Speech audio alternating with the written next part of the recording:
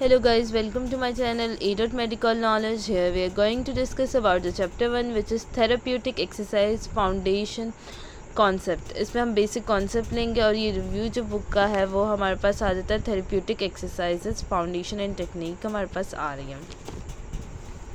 Then हमारे पास जो आ रहा है कि इसमें हमने क्या क्या पढ़ना है, इसके लर्निंग ऑब्जेक्टिव्स क्या हैं। इसमें हम सबसे पहले देखेंगे कि हमारे पास थेरेप्यूटिक एक्सरसाइजेज होती क्या है। देन उसके बाद हम देखेंगे कि इसके लर्निंग ऑब्जेक्टिव्स क्या है, इससे हमें क्या फ़ायदा हो रहा है। फिर उसके बाद हम देखेंगे कि पेशेंट और क्लाइंट में क्या फ़र्क है। फिर उसके बाद हम देखेंगे कि इसके फंक्शंस की वजह से हमारी न्यूरोमस्कुलर कोऑर्डिनेशन, मोबिलिटी, ये सब कुछ वगैरह इसमें क्या बेहतरी आ रही है। देन उसके बाद हम सेफ्टी की तरफ मूव ऑन करेंगे। सबसे पहला पैराग्राफ जो आता है इसमें करने वाला ये है कि physical therapy service because of physical impairment associated with the disorder of the movement system caused by injury, disease, health-related condition, restriction in the ability to participate any number of activity that are necessity or important for them। अब physical therapy क्यों हम ले रहे हैं, क्या मसला है जब हमारे पास इम्पेयरमेंट्स आ जाती है। इम्पेयरमेंट्स क्या होती है? इम्पेयरमेंट्स जो है ना, इस बुक में इतना ये डेफिनेशन का वर्ड यूज़ हो रहा है, तो सबसे पहले मैं इम्पेयरमेंट्स के बारे में आपको बताती हूँ। इम्पेयरमेंट जो होती है वो सिम्टम या वो साइन या सिम्टम या ट्रॉमा डिजीज़ का होता है या इलनेस का, पैथोलॉजी या इंजरी का। इम्पायरमेंट की वजह से फंक्शनल लिमिटेशन आ रही थी। कोई भी साइन किसी भी सिम्टम्स का, किसी ट्रॉमा का, किसी डिजीज़ का, किसी इलनेस का, किसी पैथोलॉजी या किसी इंजरी की, तो इसे इम्पेयरमेंट कहते हैं। इम्पेयरमेंट की वजह से फंक्शनल लिमिटेशन हमारे पास आ रही होती है, ठीक है। ये हमारे पास इम्पेयरमेंट आ रही थी। इम्पेयरमेंट का जहाँ वर्ड आ जाए तो आपको पता लग जाना चाहिए कि इसमें क्या होती है। तो फिजिकल थेरेपी ये दे रहे होते हैं हम, ठीक है, ताकि वो अपना नॉर्मल फंक्शन बॉडी का आसानी से कर सके, ठीक हो गया। इसमें थेरेप्यूटिक एक्सरसाइजेज आते हैं, फंडामेंट कंपोनेंट आ रहा होता है। अब थेरेप्यूटिक एक्सरसाइजेज क्या होती है और इसके फिजिकल फंक्शन पे क्या इफेक्ट होता है, ये आप सारा इंट्रोडक्शन का पढ़ सकते हैं, बेसिक बात है लिखी हुई है। जो मोस्ट इंपॉर्टेंट बात आती है वो हमारे पास आती है कि थेरेप्यूटिक एक्सरसाइजेज क्या होती है। Definition of therapeutic exercises. Therapeutic exercises जो है systematically planned performed physical movement or posture or activity provided to patient or client with the mean to। ऐसी एक्सरसाइजेज सबसे इंपॉर्टेंट 3-4 लफ्ज़ इसमें लिखे होंगे ना, तो डेफिनेशन में आपको पूरे नंबर मिल जाएंगे। वो वाली एक्सरसाइज जो सिस्टमेटिकली हम प्लान करें, ये नहीं कि उठ के कहा दिया कि भाई उठ के ये अपने शोल्डर की abduction एडक्शन स्टार्ट कर दे, ऐसा नहीं। एक सिस्टमेटिकली हमने प्लान की एक्सरसाइजेज फिजिकल मूवमेंट के लिए जो हमारे पोस्चर को और सारी चीज़ों को मेनटेन कर रहा है, उसकी परफॉर्मेंस को इन्हांस कर रहा है। इससे फ़ायदे क्या हो गए? सबसे पहले ये प्रिवेंट करेगा हमारे पास इम्पेयरमेंट ऑफ बॉडी फंक्शन और स्ट्रक्चर्स को क्या करेगा, उसकी प्रिवेंट हो रही होगी कि इम्पेयरमेंट फंक्शनल लिमिटेशन जो है ये उसको प्रिवेंट कर रहा है, उसको बेहतरी की तरफ लेके जा रहा है। देन इसके बाद क्या कर रहा है, इम्प्रूव और रिस्टोर कर रहा है, हमारे पास इन्हांस कर रहा है हमारे पास क्या, हमारी एक्टिविटी और पार्टिसिपेशन, ठीक है। जब आप फिजिकली फिट हो गए आप एक्टिविटी में भी पार्टिसिपेट करेंगे। रिड्यूस हो रहा है हमारे पास हेल्थ रिस्क फैक्टर, ऑप्टिमाइज कर रहा है हेल्थ और फिटनेस को, ठीक हो गया। थेरेप्यूटिक एक्सरसाइज जब भी आई है तो आपने लिखा ये systematically plan performance physical movement होती है पोस्चर्स वगैरह की।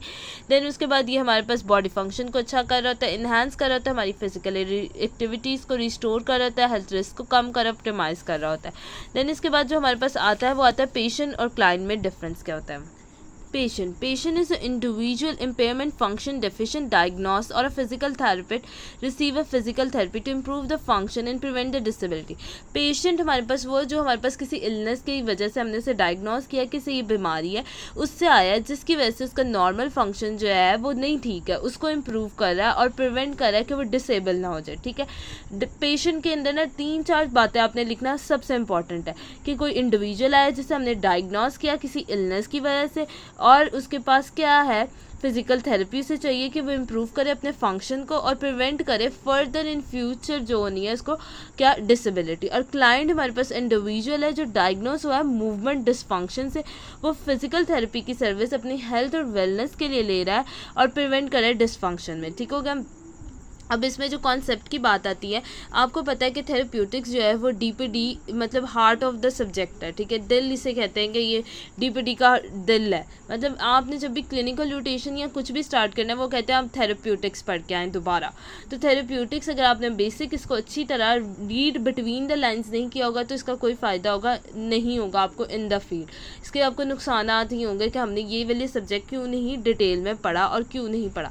मैं बेसिक बातें और डिटेल में बताना चाहूँगी।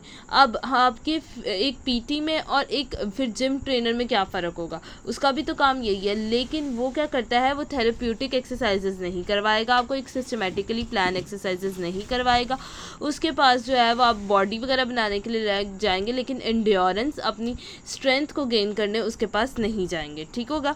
देन उसके बाद हमारे पास आ जाते हैं component of physical function. Component जो होता है इसके लिए निमोनिक्स मैंने बनाया है, जैसे हम कहते हैं MBBS, ठीक है, MBBS FPS, MBS आ जाता है, FPS आता है, NBC आ जाता है।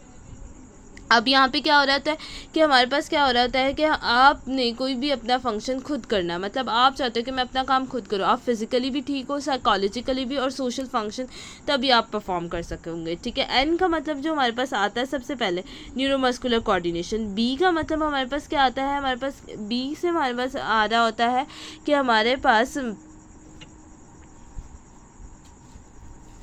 बैलेंस है, ठीक है।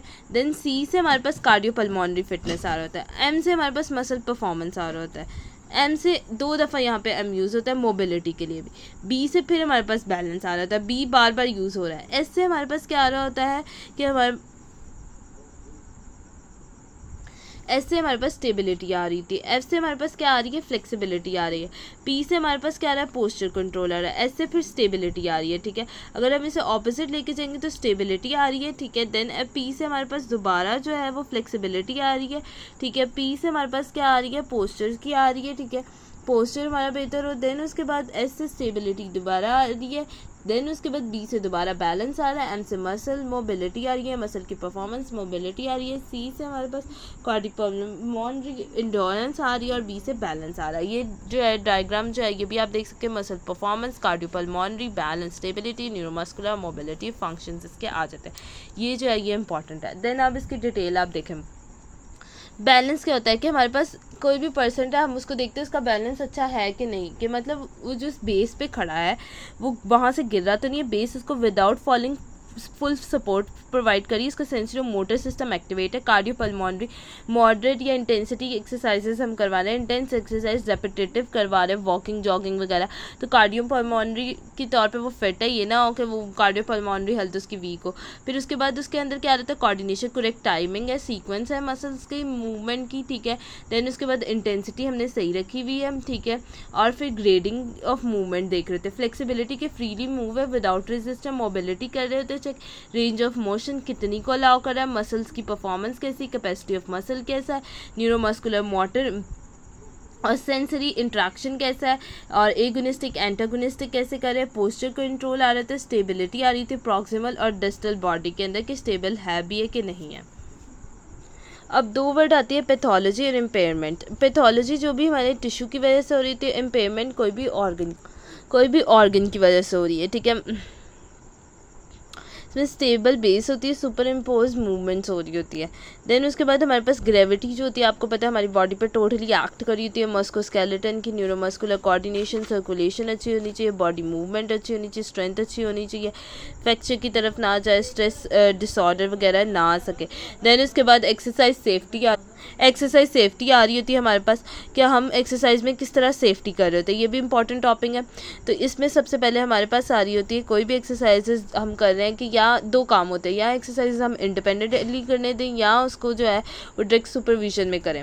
अब यहाँ पे पेशेंट सेफ्टी आ रही थी, पेशेंट की सेफ्टी यही है कि उसको जो है वो पैरामाउंट्स दी जाए, ठीक है। यहाँ पे क्या कि वो जो है थेरेपिस्ट जो है directly involve in application of exercises, procedure and manual technique में इन्वॉल्व हो। पेशेंट की सेफ्टी में पहले थेरेपिस्ट डायरेक्टली उसकी एप्लीकेशन हो रही हो कि उसको पता हो कि ये एक्सरसाइजेस की मैनुअल टेक्निक्स क्या है। दूसरी बात ये आती है कि पेशेंट की हेल्थ हिस्ट्री का आपको पता हो, अगर आप ये करवा रहे हैं तो इसके रिस्क फैक्टर क्या आ रहे होंगे, ये एडवर्स इफेक्ट क्या लेके जा रहा है, कोई मेडिकेशन वगैरह तो नहीं ले रहा है, क्योंकि अक्सर का पेशेंट जो होते हैं वो मेडिकेशन ले रहा होता है या डिप्रेशन की, या हमारे पास एडिक्टिव ड्रग्स ले रहा होता है जिसकी वजह से जो होता है वो बैलेंस और कोऑर्डिनेशन में मसला आ रहा होता है, रिस्क फैक्टर देख रहे होते हैं, ठीक है।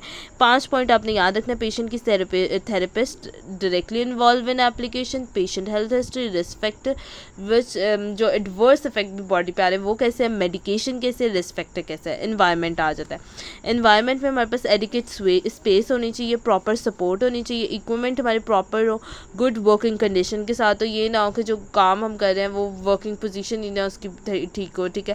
देन उसके बाद पोस्चर अलाइनमेंट, फिर इसके बाद आता है एक्सरसाइज इन प्रोग्राम में क्या करना होता है, एक्यूरेसी के साथ करना होता है। दूसरा हमारे पास परफॉर्म एक्सरसाइजेज जो होते हैं, पोस्चर की अलाइनमेंट हो, मूवमेंट पैटर्न उसका अच्छा हो। देन उसके बाद आपने देखना है इंटेंसिटी, स्पीड और ड्यूरेशन कैसी है, साइंस ऑफ फटीग तो नहीं आ रहे हैं, ठीक है। ये जो है ना इन्वायरमेंट हमारे पास एक्सरसाइज इन प्रोग्राम ये इंपॉर्टेंट है, इसमें आपकी पोस्चर और अलाइनमेंट ज़रूरी होनी चाहिए, ठीक है। मूवमेंट ऑफ पैटर्न की हेडिंग देनी है आपने दूसरी। तीसरी बात आपने जो दिक्कत देनी है वो इंटेंसिटी, स्पीड और ड्यूरेशन की देनी है, साइंस और फटीग की तरफ तो नहीं जा रहे, इफेक्टिव एक्सरसाइजेज इसमें हो सकती है। देन उसके बाद सबसे last not the least the therapist safety, इसमें क्या है कि थेरेपिस्ट खुद भी तो सेफ हो, मैनुअल रेजिस्टेंस जब दे रहा है वो एक्सरसाइज के लिए तो उसने देखना है कि पेशेंट की रेंज ऑफ मोशन को बेहतर करने के साथ साथ वो जो है वो प्रॉपर बॉडी मैकेनिज्म भी कर रहा हो, जॉइंट की प्रोटेक्शन भी हो रही हो, मैनुअल टेक्निक भी मिनिमाइज़ कर रहा हो। ये ना हो कि वो दूसरे को मैनुअल टेक्निक दे रहा हो, खुद वो बैक पेन का मसला लेना शुरू हो जाए, खुद उसकी अलाइनमेंट ना प्रॉपर हो। तो ये सारी जो है चीज़ों का ध्यान में रखना बहुत ज़रूरी है। सबसे इंपॉर्टेंट यहाँ पे थेरेप्यूटिक एक्सरसाइज की डेफिनेशन, देन इसके कंपोनेंट्स एंड देन इसके बाद एक्सरसाइज सेफ्टी आ जाती है। Thank you so much.